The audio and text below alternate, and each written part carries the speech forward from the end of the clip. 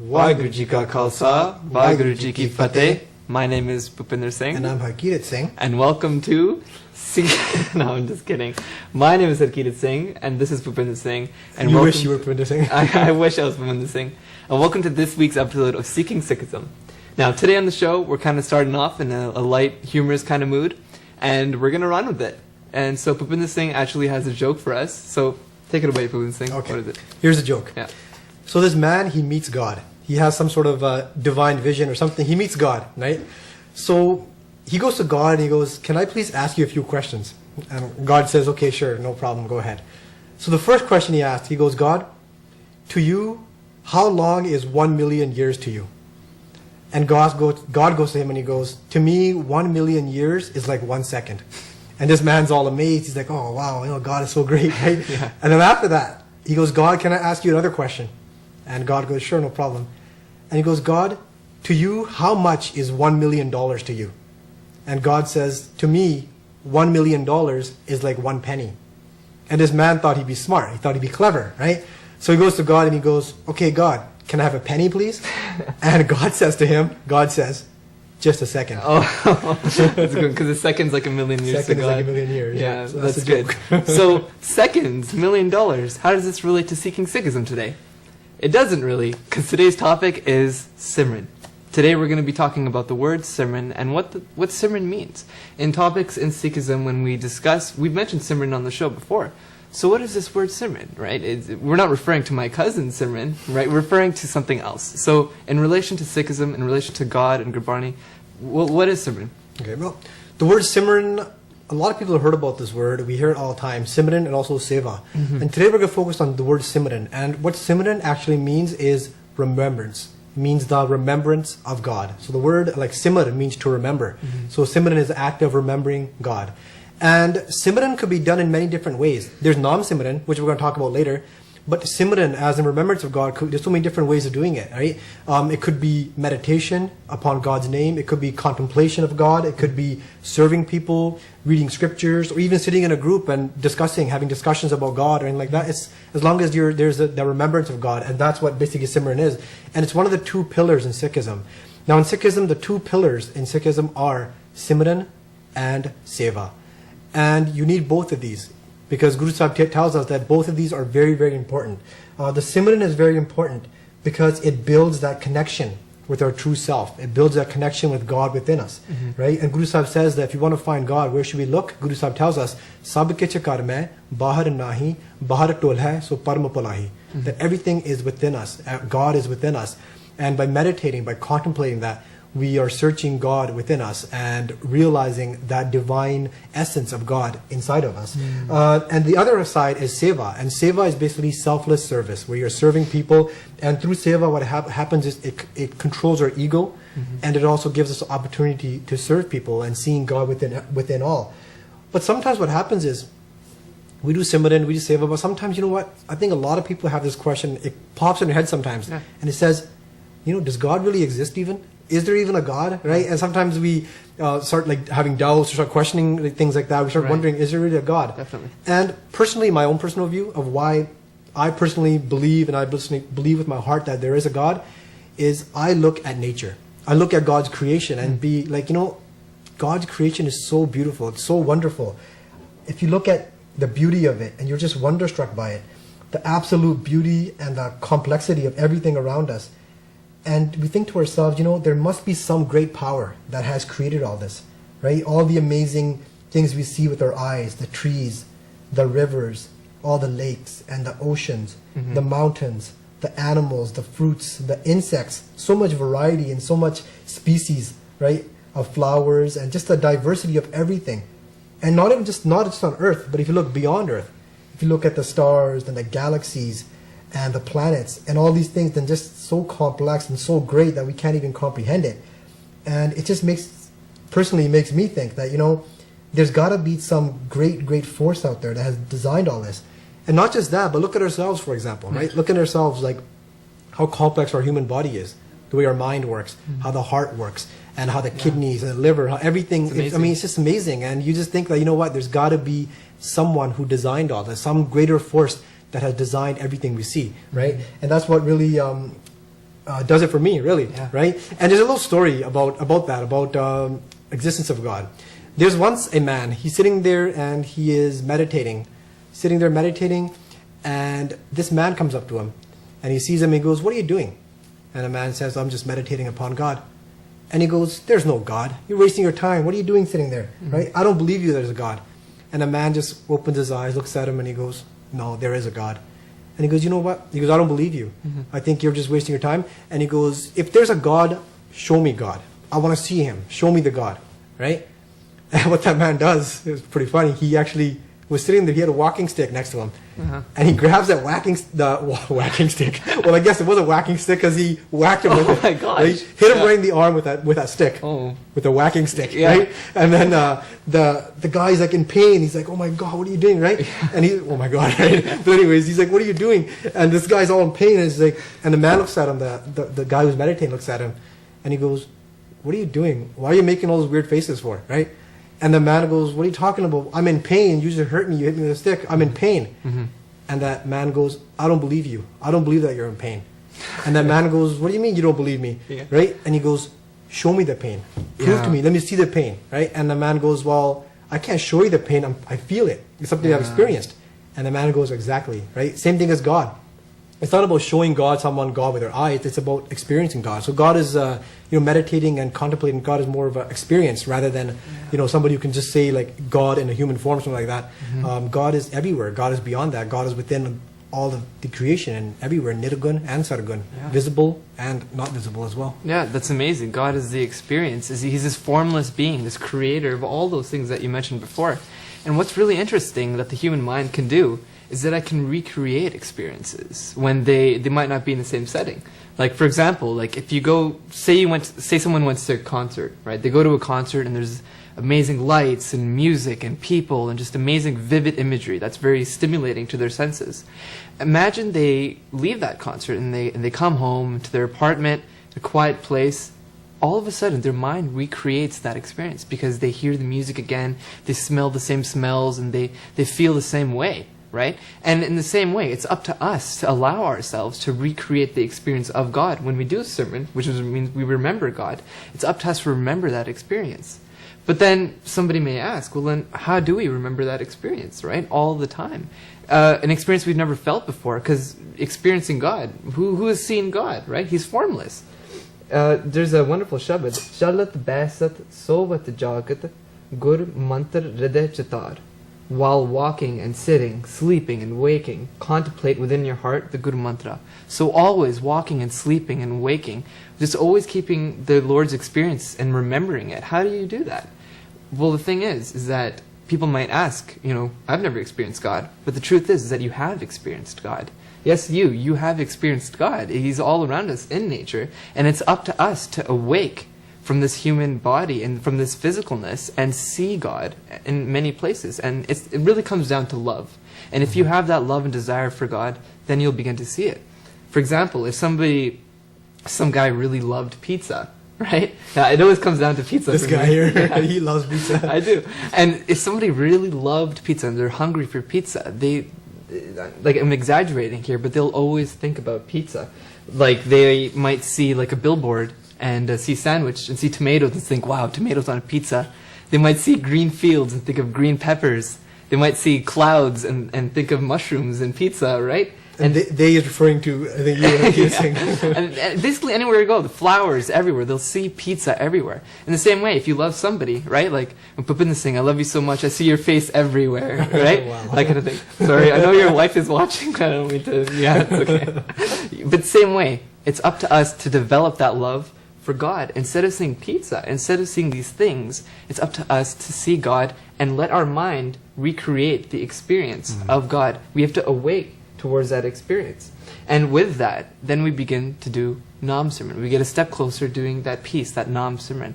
But what is Nam Simran? We mentioned Simran means remembrance, but what is Nam Simran? What is Nam? And Nam Simran is basically the remembrance of God's name. And what is Nam? Nam is a symbol of this divine essence. You could write books and books on what Nam is. But if you were to sum it up, you say Nam is God. Nam is the name of God and is what God stands for. And Nam Simran is a remembrance of that. But what is Nam Japna? Japna means the repetition of the name of the Lord. And whatever that name may be. In many different faiths, there's many different names for God. And for example, the Hindu religion has Hari and Ram and Om. Muslims have Khuda and Allah. And just different sects in the same faith might have different names for God. And we as Sikhs, the Sikhism religion, we believe in the name Vaheguru. And we all believe that all these names mean the same thing. And they're all talking about the one Lord, the one universal master, which is God. And what does Vaheguru mean, right? This is a word given to us by the Gurus for us to contemplate about and for us to do Simran with. And Vaheguru basically means it's this wonderful Lord that dispels darkness. Vah means like the wow, and then Gu means darkness, and Ru means the dispeller of this darkness, or the light, right? The light that comes into the darkness. And that darkness could be ignorance, it could be our ego, and basically Vaheguru is what suppresses that ego. Nam Simran really works like a furnace. That when you have jewelry and metals and necklaces, you put it in a furnace and it purifies those metals. In the same way, Nam Simran purifies our hearts and our souls, and it allows us to suppress our ego and purify our lifestyle. And well, we know this. We always think about this, and you mentioned the existence of God. Well, what are some other reasons to do Simran within this thing? Yeah. I think the reason to do Simran, it's like sort of like rekindling that relationship with God. Okay. Because within us is that divine essence of God. But what happens is we get so used to our five senses and so used to the worldly things that we actually start forgetting about God. We're so focused on ourselves that we forget about God, and we're focused mostly on our false self, right? So it's like rekindling that relationship with God. It's like, for example, like say there's a friend, two friends, and they don't talk for a long time, no communication at all. And what happens is as time goes on, when they meet each other again, it's kind of like, awkward or something, and they don't really like they don't keep in touch, so they have that distance there, and they don't really they kind of feel like they grew apart. And the same way, Nam Simran, that meditation when we sit, and basically for Sikhs, Nam Simran is when you sit and we close your eyes and focus and meditate upon that word Vaheguru, right? And it's about like sort of like trying to realize our true self. It's like calling out to God, Vaheguru, the wonderful light that dispels the darkness, right? And our goal is to merge back into that source, right? The purpose of our life, to realize who we are, realize that within us is God, and to merge back into that source, merge back into God. And Nam Simran has different stages of Nam Simran. And it may start off when somebody's sitting there and it's repetition, like verbal repetition, where they sit and they sit cross-legged and close their eyes and focus on the qualities of God and repeating Vaheguru, Vaheguru, Vaheguru. And later on, it could go to different stages of consciousness, such as in a mental stage where it's happening within the mind. And some of the higher stages, even beyond that, is when the Simran, when the name of God is basically resounding within us automatically. And that's called a japa jap. And that's when it's just automatically happening. It's sort of like an effortless thing, and it's automatically happening, and you're just like, your life becomes like a meditation. And basically you become one with God while you're still a human being, while you're still on earth. So it's not about when I die, I'm going to find out what's going to happen to me. Am I going to go to God, or what's going to happen to me? But in Sikhism, we believe that while we're still alive, we can experience that God, right? And sometimes what happens is we try to meditate. It happens to all of us. We try to meditate, and we feel like we're stuck. Like, you feel like, I'm not getting anywhere, right? I'm not really gaining anything. I just feel like I'm stuck in one place. Like, spiritually, I'm not getting anywhere. And we're going to look at this, and we're going to talk about this through a small analogy. Okay, and the analogy is this. There was once a village, and in the village they have the village well, where everybody comes to get their water. And a cat one time fell in the well, and it drowned and it died. And as the body started decomposing in the well, that water, like somebody drew the water and it tasted it. It's just disgusting, right? Because the cat, like, it was decomposing in there. And then somebody went to like a spiritual person, let's just say a wise person in town, to go ask them for advice. What should we do about this? And the wise person, the wise woman, says, you should go back, take the cat out, and then draw 500 bucket loads of water, and then the water will become pure. So they went over there, got the whole town together, and they drew 500 buckets full of water. And then they tried the water, and it's just disgusting, even worse than before. Right? And they're like, what's going on? So they go back to that wise woman again, and they ask her again, what's going on? And then she goes, go back and take out 500 more. So they went back and took 500 more bucket loads of water out, and they tried it, and the water's still disgusting. So they're like, what's she doing? And they went back to her again, and they go, you told us to do this, and the water is still gross. What's going on? And she goes, have you taken the cat out yet? Oh, right? yeah. And then they're like, oh, no, we didn't. We Yeah. forgot. We didn't take the cat out, right? So basically she told them, you got to take the cat out first. It's like the source of the problem. Take the cat out first. And basically, looking at it in life, that cat in the well is sort of like our negativity, our hate, our jealousy, all these things. We can make all the effort we want, right, by doing Simran or meditating or contemplating God or reading scriptures. But if we don't change our lifestyle, if we're still full of negativity and hate and jealousy, and like say we're meditating and then an hour later we're on the phone gossiping about somebody, right? Then it's really kind of like we're kind of undoing all that work, right? So it's a matter of basically like another example is say there's a boat and the boat is got a rope on it and it's anchored onto the dock, okay? And some guy could be sitting in there all day long and just paddling away with his paddle, and he's not getting anywhere, right? It's stuck in one place because that anchor needs to be removed first.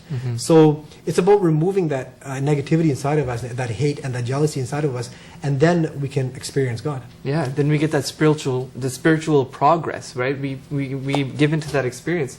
But how is it that we do Simran? How do we progress? What is the right way to do Simran? And many people have debated about the right way to do the Simran, the wrong way to do Simran. It's been a topic of argument. But really, Simran should be a practice rather than a debate or an argument. It's something that we should practice. And the one right way to do Simran, it all comes down to the one condition, which is that you must do Simran with full concentration, with all your heart. You must remove that cat from that well. And love. And love, right? And it really takes, for that full concentration, it takes practice, persistence, perseverance, and it takes a lot of diligence. And basically, there might be many different methods of doing Simran, many different techniques, but the purpose is what must remain the same. And it depends on you. Whatever way that you feel honestly that you're doing Simran to your full potential, that could be the way that you're doing it. But, we mentioned full concentration. It's hard, right? When I know when I sit there and I do Vaheguru, and I do Simran, my mind might start jumping, and I might start thinking of the essay that I have to do the next day, or like work that I have to work tomorrow, or pizzas, or I have to talk about Simran with Bhupinder Singh next week, and I don't want to do that. No, I'm just kidding. No hard feelings. But basically, it's hard for us to concentrate. And there's a wonderful Sakhi, a wonderful story from Sikh history about Guru Nanak Dev Ji, which was our first guru. And what happened was that Guru Nanak Dev Ji, he looked different from Hindus and Muslims. He stood out. And the Hindus and Muslims came to him and said, Guru Nanak Dev Ji, are you a Hindu or are you a Muslim? And Guru Nanak Dev Ji said that, well, actually, there is no Hindu, there is no Muslim. I'm neither. And they were kind of surprised by this. How can Guru Nanak Dev Ji say that there's no Hindu, that there's no Muslim? What does he mean by this? And the governor heard about this, and the governor he requested for the presence of Guru Nanak Dev Ji. The governor was a Muslim. And he requested that, Guru Nanak Dev Ji, can you come please speak to me? So Guru Nanak Dev Ji came. And the governor said, Guru Nanak Dev Ji, you said that there's no Hindu and that there is no Muslim. How can you say this? I'm a Muslim. That's very disrespectful. But Guru Nanak Dev Ji said that if you can't see God in all, you can't see God at all. And then it's up to you to see God in everything and see all of us united as God's children. And that these names, these differences, these types of clothing, these races, they don't matter. These names they don't mean anything. And the governor was kind of surprised. He said, well, that means that's very wise, and that means that you must accept some parts of Muslim, the religion of Islam. So please come pray with us. Will you pray with us? Guru Nanak Dev Ji said, yeah, sure. If you lead the prayers, I'll come and pray with you. So Guru Nanak Dev Ji went with him to the mosque, and the Ghazi, which was the priest, was leading the prayers. The prayers were going on, people were bowing, but Guru Nanak Dev Ji, he just stood there, and he didn't participate. He kind of just stood off to the side, and he didn't do much. At the end of the prayers, the governor and the Qazi, the priest, they came to him and said, what are you doing, Guru Nanak Dev Ji? Why weren't you participating? And Guru Nanak Dev Ji says that, I was waiting for the prayers to start. You guys didn't start the prayers yet. They're like, what? You were praying. What are you talking about? We were bowing. And Guru Nanak Dev Ji said, no. And he goes to the priest and he said, the priest, you were actually thinking about your baby horse that was just born. And you were scared about it falling in the well. And he goes to the governor and says, Governor, you were actually thinking about selling your horses and expanding your business.